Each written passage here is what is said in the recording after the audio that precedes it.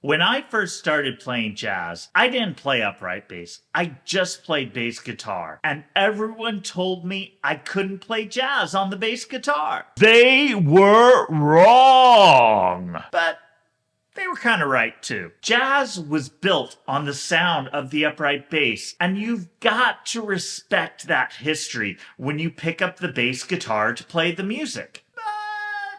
Teenage me thought I could play jazz the same way that I played everything else on the bass guitar. I had to learn some hard lessons, but I don't want you to have to go through that. So I'm going to share 7 things that I wish I knew when I started playing jazz on the bass guitar.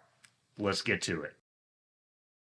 When I first started playing jazz, I was so focused on my left hand that I forgot about my right hand. Right hand technique can have a huge impact on your tone. Remember that you are trying to emulate the sound of an upright bass. When I was playing rock or pop, I would place my hand above the pickup, often using the pickup as a mount for my thumb, and then I'd pull straight back with my fingertips to get the sound.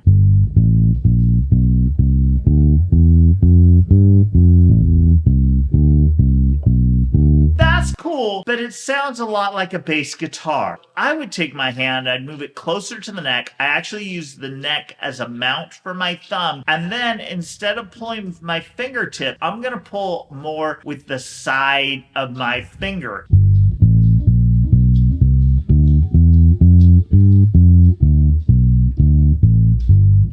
The sound has a little bit more of a round tone, it's a little more floppy, and it swings a lot harder. Try making that change with your right hand and you'll get closer to that sound.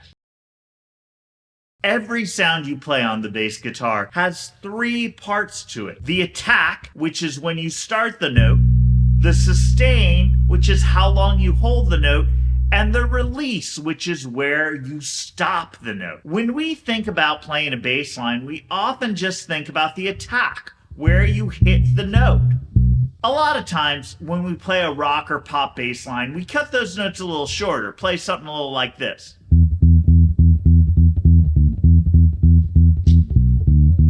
When we play a walking bass line, we need to get that whole quarter note in there. We need the note to last the full value of the beat. So you want to be something a little bit more like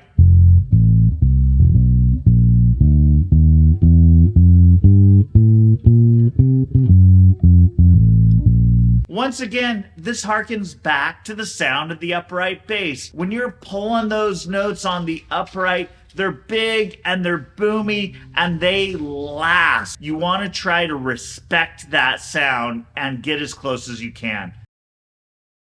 Any groove is made up of strong beats and accent points. When you play swing, all quarter notes are not created equally. You've got to emphasize beats 2 and 4. This is different than when you're playing rock and pop, where a lot of times the emphasis is on beats 1 and 3. You get this cue right from the drum kit. You see when they're playing ding, ding, da, ding on the ride cymbal, they'll be snapping 2 and 4 on the hi-hat. 1, 1, cha, 3, 4. When you start doing this, you've got to overemphasize it at first, right? You might get something like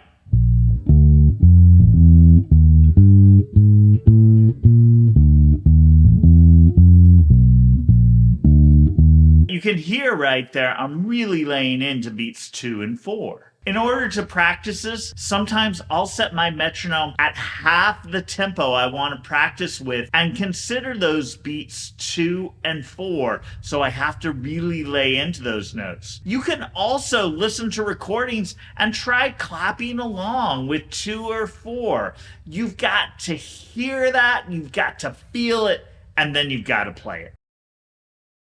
When we're learning how to play a walking bass line, we're focused on laying down those steady quarter notes. That's the foundation, but it's not the end of the line. Your walking bass line should break up the quarter notes in ways that propel the groove forward. If you use a combination of eighth notes, syncopated notes, and triplets, you can really create a line that grooves with a huge amount of forward motion. You might do something like this.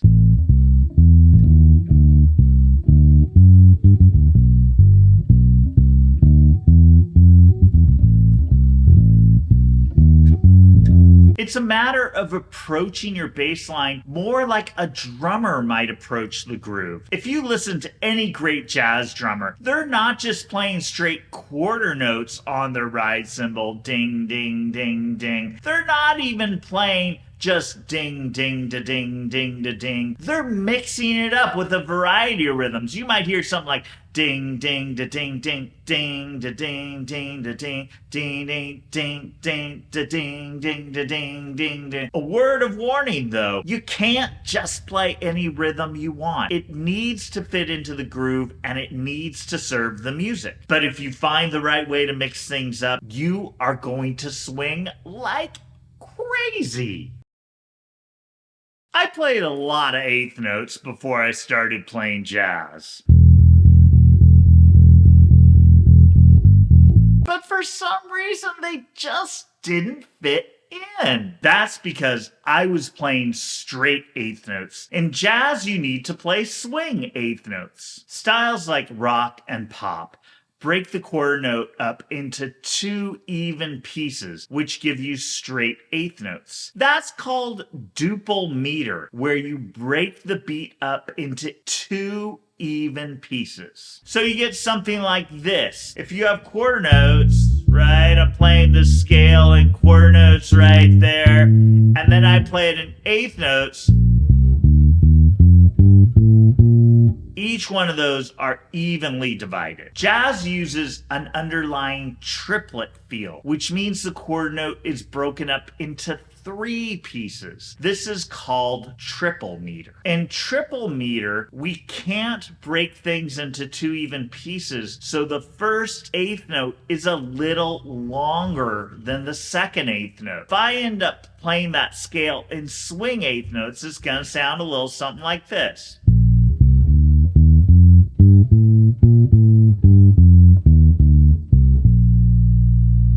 That's what makes things swing.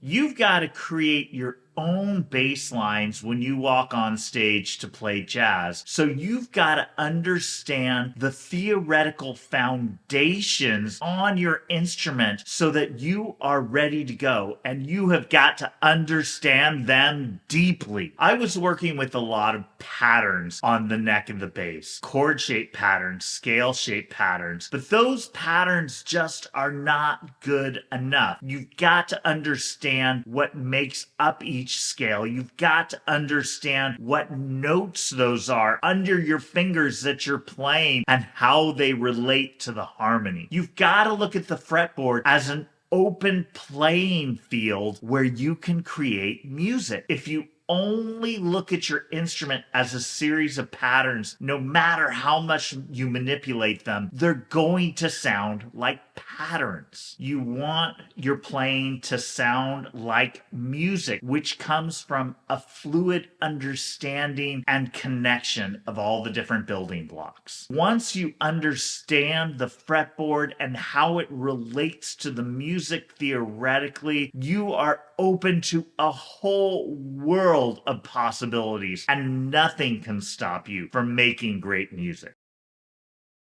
You've got to listen to jazz. This may seem obvious, but I've got to tell you, in my first few years of playing jazz, my listening habits didn't change. Most of the time, I was listening to rock or pop. And then I wondered why I sounded like a rock bass player playing jazz. You've got to spend a significant amount of time with the music, getting it in your ears. I went through a whole phase where I blocked out everything else and it was all jazz all the time. It's not like that for me anymore, although most of my listening these days is jazz. And I wouldn't recommend maybe anything that extreme. If you love another style of music, keep it in your listening repertoire. But you've got to spend some time listening to jazz if you want to play it. Listen to the great musicians. Listen to Miles Davis. Listen to John Coltrane. Listen to Sonny Rollins. Listen to all these players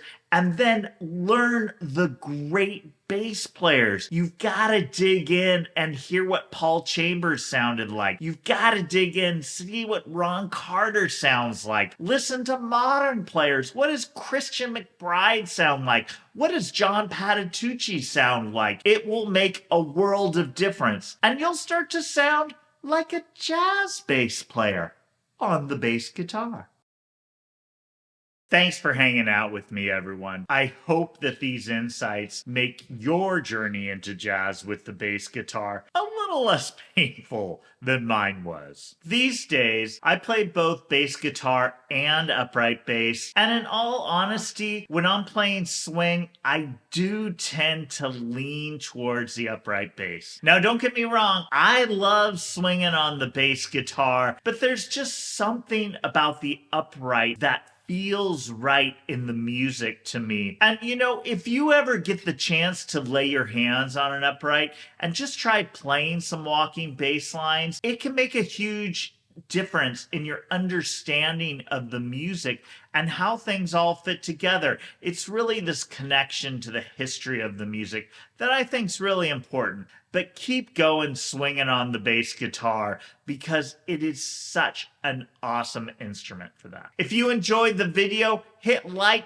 give me that thumbs up, subscribe to the channel, turn on notifications so you get alerted when any new video drops, and keep that jazz on the lowdown, folks. I will be seeing you soon.